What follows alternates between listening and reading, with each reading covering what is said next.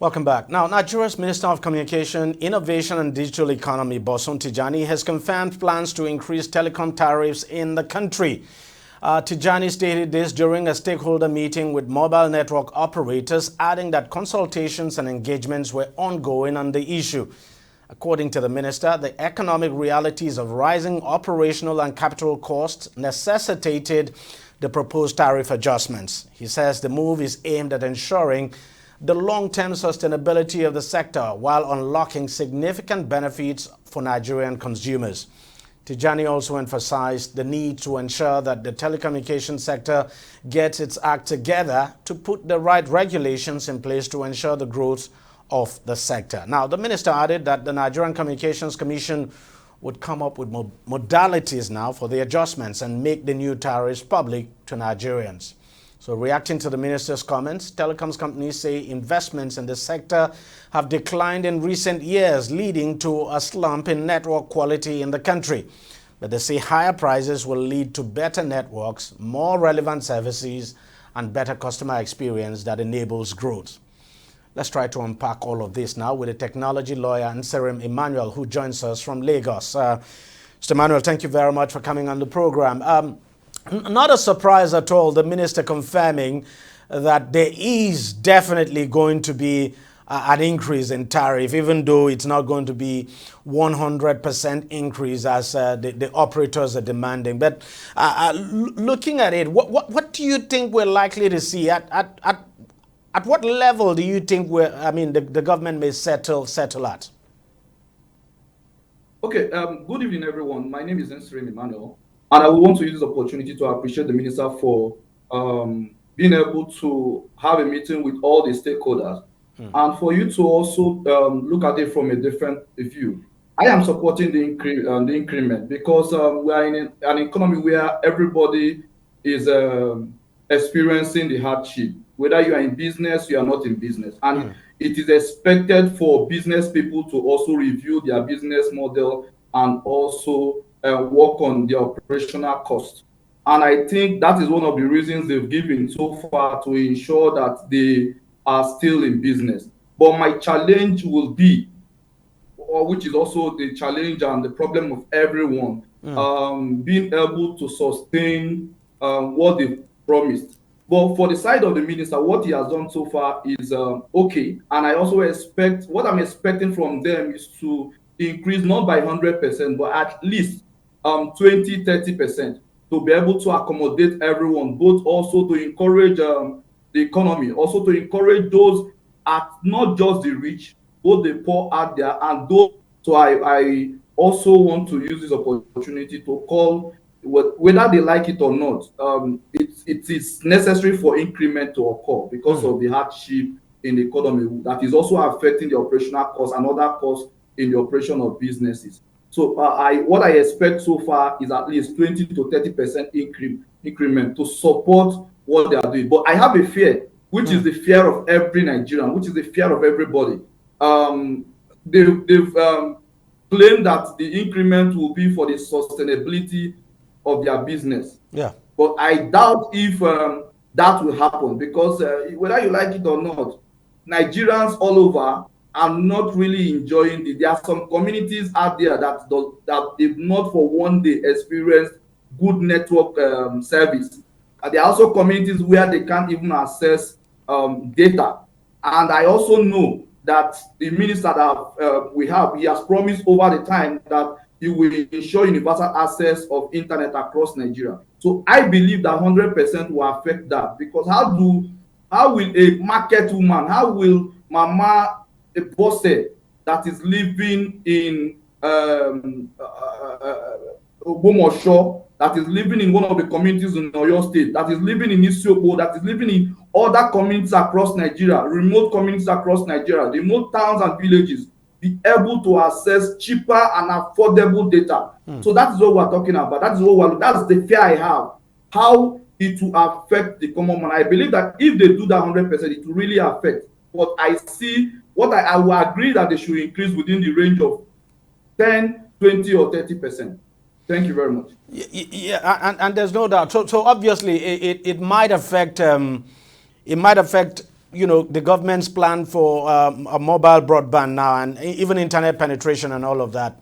But then you look at it, these companies are saying, look, without this increment, and they've said even without the 100% increment, that it just might be difficult for them to continue to deliver quality network and all of that. But the government, of course, the minister said they're not going to get 100%. But in all honesty, do you think 20, 30% that you've advocated would be acceptable to the operators? If they are telling us that 100, they only need 100% before they will function at optimal capacity, I feel they are not considerate. It's affecting whatever that is happening in Nigeria as a result of the pronouncement from the first day of the president in office, because of the policies and other things. It's been affected by everybody. There is nobody in Nigeria that is not experiencing what is happening.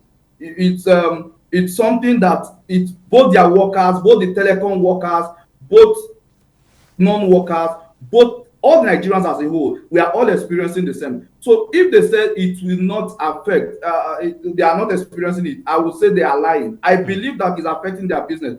But one thing for sure is that they have facilities in operation. They have facilities, available facilities. What is expected of them is to look at the measure, to put up measures to see how, in as much as they want to make profit, they want to make money from this, they should also consider, I know that they are private business ventures, but they should also consider the policies put in place, and also they should also consider the common man out there. Without the common man, I don't think they will be in business. And I also remember last year or 2 years ago, some of them quoted billions of naira as profit. So it must not be within the range they bargained or they planned for. Well, at this point in time in Nigeria, it's the responsibility of everybody, private business owners,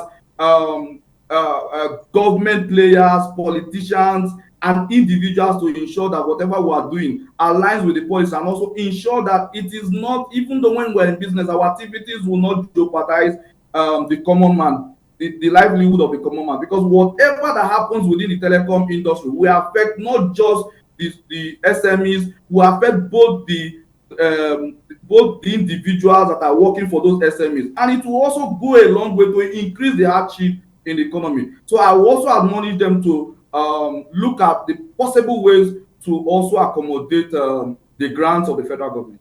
So do you have any fear at all that we could see a significant drop in the number of subscribers with an increment in tariff? Sure, that will really happen.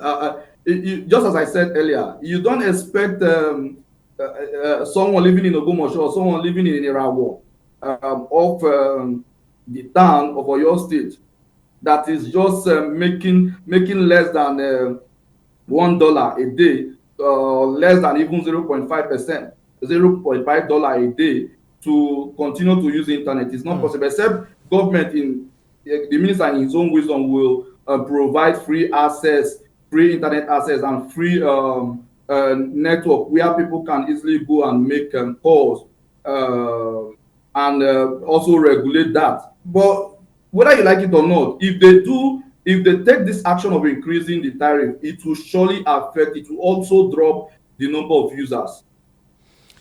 Finally, you look at all of this. You look at the demands of the network operators, and then the government conceding now that, look, there's going to be an increase. Don't you think it's also necessary that as the government allows them to do that increase, we don't know at what percent it will be now, but that they should also, the increase should probably come with conditions?